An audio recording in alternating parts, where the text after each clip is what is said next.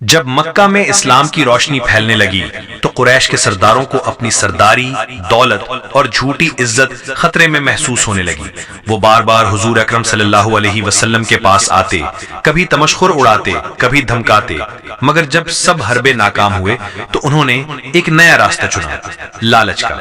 ابو جہل، عتبہ، شیبہ اور دیگر سردار ابو طالب کے پاس آئے اور کہا، تمہارے بھتیجے محمد صلی اللہ علیہ وسلم کو کہو کہ اگر وہ ہمارے معبودوں کو برا کہنا چھوڑ دیں تو ہم انہیں عرب کا بادشاہ بنا دیں گے، دولت کے خزانے دے دیں گے، انہیں مکہ کا سب سے بڑا سردار مانیں گے، جس عورت سے چاہیں ان سے نکاح کروا دیں گے۔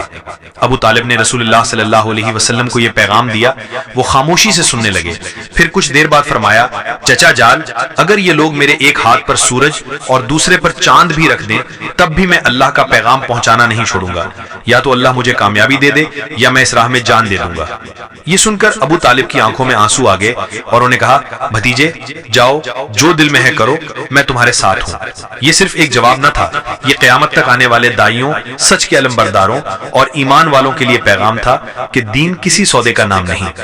اگر آپ کو یہ ایمان افروز واقعہ پسند آیا ہو تو ویڈیو کو لائک کریں، کمنٹ میں ماشاءاللہ ضرور لکھیں اور حافظ صدام آفیشیل چینل کو سبسکرائب کریں تاکہ دین کی مزید خوبصورت کہانیاں آپ تک پہنچتی رہیں۔ جزاکم اللہ خیرہ۔